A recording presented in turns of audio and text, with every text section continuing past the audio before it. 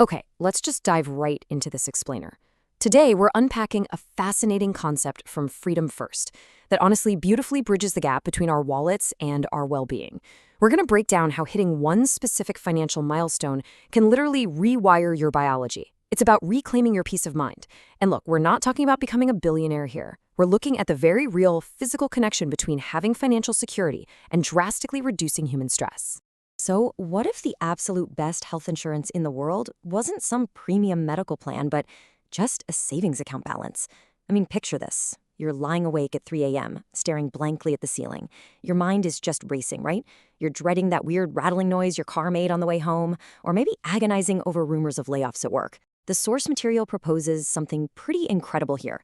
The true cure for this severe physical stress might not be at the pharmacy at all. It might just be reaching your first $10,000 in savings. Which brings us to Section 1, the 3 a.m. panic. I think we've all experienced that visceral, gut-wrenching feeling of just constantly playing defense with our money. It's what's known as the constant countdown. It's this miserable state where every single unexpected expense feels like an absolute catastrophe just waiting to happen. Whether it's a dying laptop that you desperately need for work or a sudden medical bill out of nowhere, living without a financial buffer turns daily life into a ticking time bomb of anxiety. You aren't really living, you're just bracing for impact.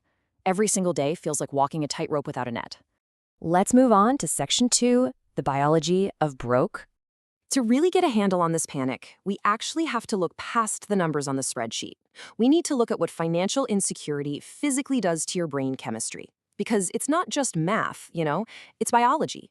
When your savings are literally at zero, your brain gets hijacked into survival mode. It forces you to mentally calculate if you can even afford the name brand cereal, or it makes you invent creative excuses to skip a simple $25 dinner with friends because, well, it would totally blow your budget.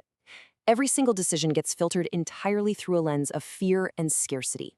And neuroscientists explain that this constant state of scarcity leads to something called the cortisol hijack. Your stress levels are just continually spiked, completely draining your mental bandwidth. I mean, you literally cannot think about long-term growth or career development or new opportunities. Your brain is entirely consumed by immediate threats right in front of you, leaving absolutely nothing in the tank for planning your future. So let's get into Section 3, the $10,000 cortisol break. The absolutely crucial point here is that reaching your first $10,000 acts as a biological off switch. It fundamentally changes how your body responds to everyday challenges. Hitting this 5-figure milestone isn't just a financial win, it's a physiological reset. Think about seeing a check engine light pop up on your dashboard. Now, if you have zero savings, that little light is a terrifying countdown to disaster. It induces pure, unadulterated panic. But with a $10,000 buffer, that exact same light becomes just a simple, boring inconvenience. You're annoyed, sure, but you are not panicking. The problem hasn't changed at all, but your biological response to it has completely transformed. The source material calls this the emergency fund effect. And this profound shift from sheer panic to mild annoyance, it creates these incredible ripple effects throughout your entire life. Because your cortisol isn't constantly spiking anymore, you actually improve your sleep quality. You boost your productivity at work because, hey, you finally have your mental bandwidth back. And honestly, maybe most importantly, you have so much more patience with the people you love. Now, let's move to Section 4, the power of no. This biological peace of mind unlocks what is basically the ultimate superpower, the ability to simply say no and escape being a captive audience. Since most of the benefit actually comes from just knowing the money is sitting right there in your account, you instantly stop being a captive audience to predatory banks, pushy car dealerships, or even toxic bosses. You're just not gasping for financial air anymore. You literally start carrying yourself differently in the real world. You step into job interviews with actual, genuine confidence because you know you don't desperately need the position just to survive the month. You willingly negotiate your salary, and you easily walk away from bad deals because you aren't operating from a place of deep-seated fear. Having that money gives you a voice, and it gives you the leverage to actually use it. And the brutal mathematical reality backing this up is actually pretty simple. Everyday financial disasters, like a blown tire, a broken water heater, or a major car repair, usually cost somewhere between $500 and $3,000, which means your $10,000 buffer effectively makes you immune to the vast majority of those setbacks that keep people stuck in the cycle of debt. The math literally acts as a shield for your biology. Which brings us to multiplying your options. Once you clear that 10 grand hurdle and stop worrying about how on earth you're going to pay rent or cover the grocery bill, you finally have the mental space, the bandwidth to consider the future. You can actually start thinking about retirement accounts or stock market investments. You've basically stopped pushing a massive boulder up a hill, and the math finally starts working in your favor. Okay, bringing us to Section 5, the identity shift.